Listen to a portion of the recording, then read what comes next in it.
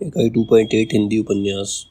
अब उपन्यास में हमने 3 युग पढ़े थे। 3 युग थे, प्रेमचंद पूर्व युग, प्रेमचंद युग, दोनों पढ़ लिए। अब है प्रेमचंदोत्तर युग, प्रेमचंद के बाद का युग जो 1936 से अब तक चला आ रहा है, वो प्रेमचंद के बाद का युग है। ठीक है, उसको बोलते हैं प्रेमचंदोत्तर युग।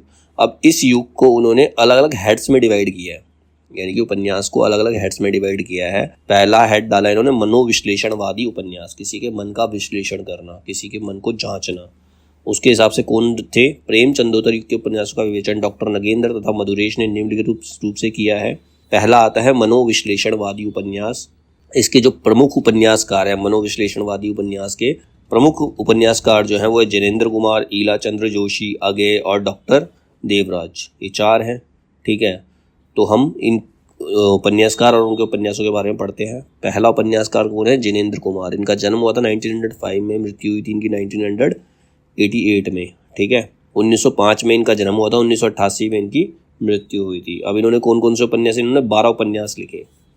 12 उपन्यास कैसे हैं? पहला है परख 1929, दूसरा सुनीता 1934, तीसरा त्यागपत्र 1937, कल्याणी 1939, सुखदा 1952, विवर्त 1953, व्यतीत 1953, जयवर्धन 1956, मुक्तिबोध 1965, अनंतर 1968, अनाम स्वामी 1974 और फिर है दशार्क 1985।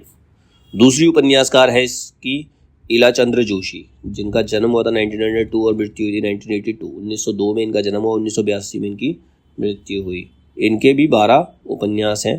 पहला है घृणामयी 1929। ये घृणामयी जो है उपन्यास वो 1950 में लज्जा नामक शीर्षक से भी प्रकाशित हुआ है, घृणामयी जो है।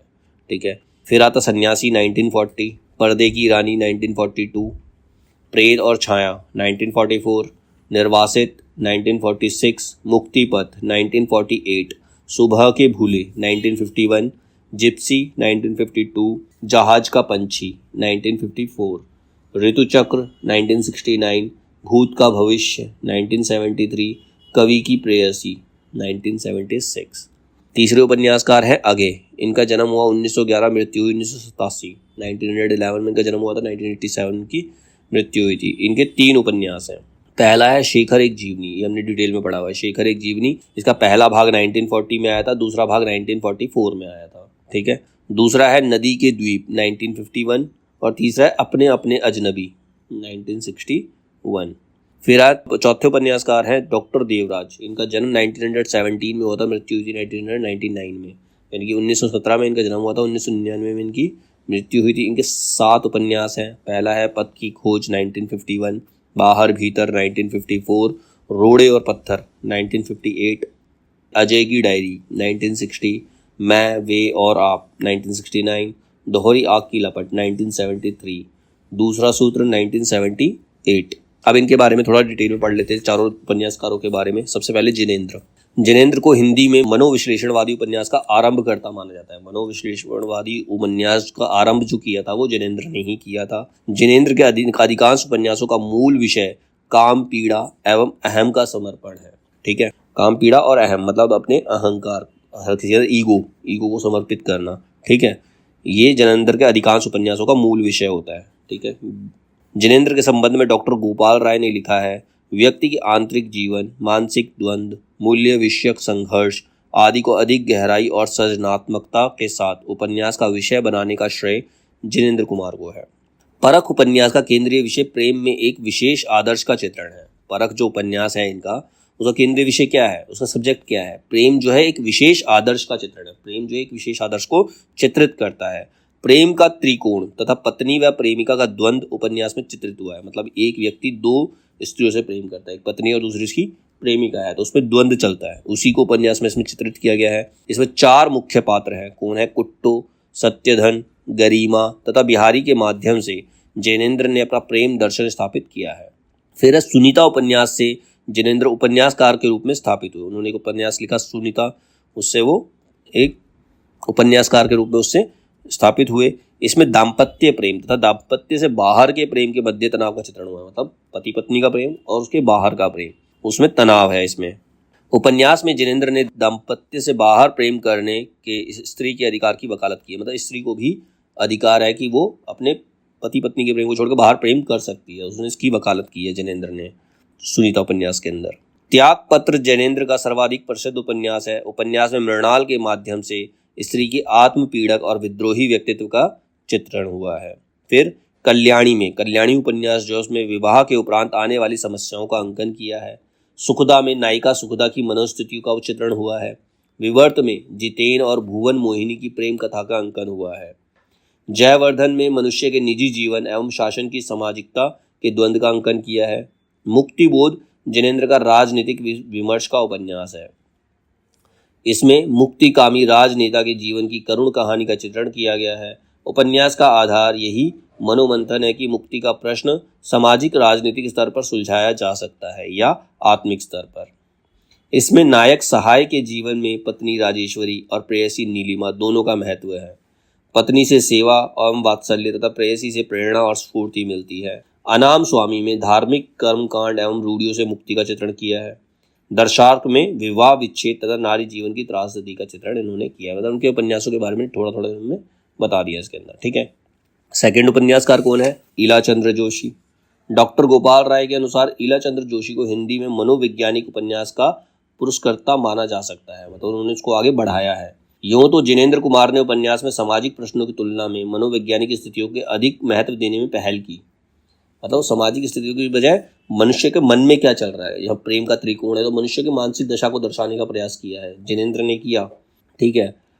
पर शुद्ध मनोवैज्ञानिक समस्याओं को केंद्र में रखकर उपन्यास लिखने वाली पहली जो कोशिश थी वो जोशी ने की थी, यानी कि ईलाचंद्र जोशी ने की, ठीक है। घृणामयी, यह जिसको बाद में लज्जा के नाम से प्रकाशित किया गया था, एक इनका उपन्यास है घृणामयी जो बाद में लज्जा के नाम से प्रकाशित हुआ। उसमें आधुनिक शिक्षा प्राप्त लज्जा युवती की काम चेष्टाओं का मनोविश्लेषण किया गया है। यह उपन्यास आत्मकथात्मक प्रविधि में लिखी एक युवती के पश्चाताप की कथा है। मतलब एक लड़की है जो अपनी आत्मकथा बताती है कि उसने क्या किया है, तो वो अपना उसको वो पश्चाताप करती है, उसने कुछ गलत किया जिसके लिए वो पश्चाताप करती है। इस उपन्यास के अंदर वही बताया गया है, ठीक है।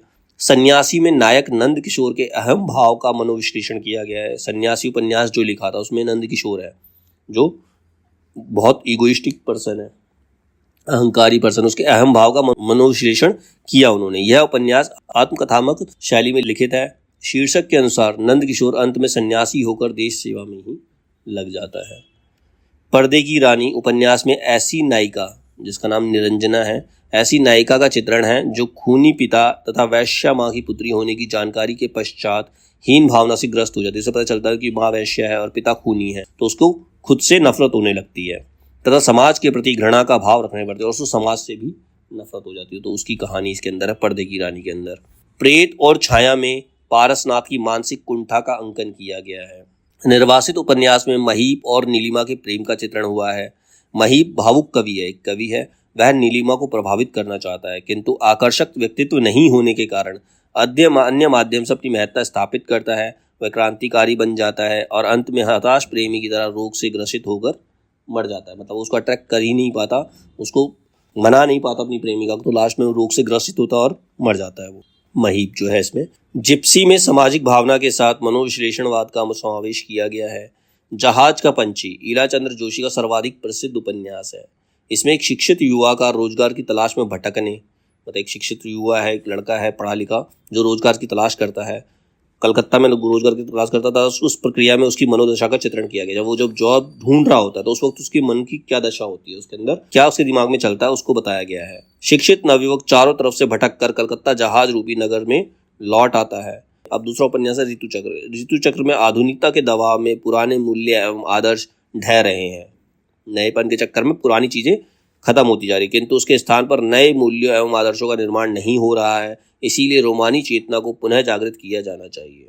फिर उपन्यास है कवि की प्रेयसी। इस उपन्यास में कालिदास का एक नाटक था मालविकाग्नि मित्रम। इसमें चित्रित पात्र कवि नाटककार सैमेलिक के जीवन का काल्पनिक चित्रण किया गया है। अगले हैं इसके अंदर अगय ने अपने प्रयोगों के माध्यम से मनोविश्लेषणवादी उपन्यास को एक नया आयाम प्रदान किया है। शेखर एक जीवनी अगय का अति महत्वपूर्ण उपन्यास है। शेखर एक जीवनी में नायक शेखर के व्यक्तित्व को उपन्यास का विजन बनाया गया है। प्रथम भाग में शेखर के बाल, वह संधि और किशोर मन का मनोवैज्ञानिक अंकन किया गया है। शेखर एक जीवनी कथ्य के साथ साथ भाषा एवं शिल्प के स्तर पर भी हिंदी उपन्यास की परंपरा को एक नई दिशा प्रदान करता है। शेखर एक जीवनी पर रोमा रोलाम की पुस्तक जा क्रिस्टाक का प्रभाव माना जाता है, जिसे स्वयं आगे ने स्वीकार भी किया है। शेखर एक जीवनी फ्लैशबैक पूर्व दीप्ति शैली में लिखा गया, मतलब उसमें फ्लैशबैक बताया गया, उसको पिछली बातें याद करते हुए दिखाया गया है। शेखर एक जीवनी को प्रकाशमान पुच्छल तारा कहकर उसकी आलोचना की है। अगय ने शेखर के संबंध में लिखा है, शेखर की खोज अंतोगत्वा स्वतंत्रता की खोज है। फिर उनका उपन्यास है नदी के द्वीप। नदी के द्वीप में अगय पर व्यक्तिवादी जीवन दर्शन का प्रभाव दिखता है। इसमें पत्र शैली, प्रत्यवलोकन शैली, चेतना प्रवाह शैली एवं बिंब विधान शैली आदि सभी एक साथ मिलते हैं। नदी के द्वीप उपन्यास में रेखा, भुवन तथा गौरा का प्रेम त्रिकोण चित्रित हुआ है। इसके अंदर प्रेम त्रिकोण दिखाया है। इसमें भुवन, चंद्र, माधव, रेखा और गौरा की मनोदशाओं का चित्रण भी किया गया है। अगय ने नदी के द्वीप को 4 संवेदनाओं का अध्ययन कहा है। डॉक्टर भगवत शरण उपाध्याय ने नदी के द्वीप को कला की दृष्टि से सफल एवं विचार की दृष्टि से असफल उपन्यास कहा है। कला की दृष्टि से तो वो सफल है, लेकिन अगर विचार की दृष्टि से देखें तो वो एक सफल उपन्यास नहीं कहा जा सकता। अपने अपने अजनबी उपन्यास में अगय ने योके और सेल्मा नामक पात्रों के माध्यम से जीवन, मृत्यु, वर्ण की स्वतंत्रता, आस्था आदि से संबंधित सवालों पर विचार किया है। अपने अपने अजनबी में व्यक्ति के मृत्यु से साक्षात्कार के प्रश्न को उठाया गया है। अब चौथे जो उपन्यासकार थे डॉक्टर देवराज। डॉक्टर देवराज का प्रथम उपन्यास पथ की खोज 2 खंडों में 1951 ईस्वी में प्रकाशित हुआ। उपन्यास का केंद्रीय विषय प्रेम एवं विवाह की नैतिकता से संबंध है। उपन्यास में एक स्त्री या पुरुष के एक से अधिक पुरुषों और स्त्री से प्रेम करने के नैतिक प्रश्न को उठाया गया है। आधुनिक मध्यवर्गीय समाज के शिक्षित सदस्यों के जीवन की समस्याओं को मनोवैज्ञानिक विश्लेषण के माध्यम से नए पथ की खोज का प्रयास किया गया है। डॉक्टर देवराज कृत भार भीतर उपन्यास का दूसरा संस्करण भीतर का घाव शीर्षक से प्रकाशित हुआ। इसमें मध्यवर्गीय स्त्री की पीड़ा का अंकन हुआ है। रोड़े और पत्थर में कुंठित जीवन पर आधारित मध्यवर्गीय लोगों की त्रासदी का चित्रण किया है। अजय की डायरी डॉक्टर देवराज का सर्वाधिक चर्चित उपन्यास है। इसमें प्रेम संबंधों तथा उनसे जुड़े प्रश्नों का भी विवेचन हुआ है। डॉक्टर गोपाल राय के अनुसार इसमें विश्वविद्यालय परिसर की पृष्ठभूमि में एक सफल वैवाहिक जीवन और मध्यवर्गीय सामाजिक नैतिक मूल्यों के दबाव में प्रेम के त्रासद अंत का चित्रण हुआ है।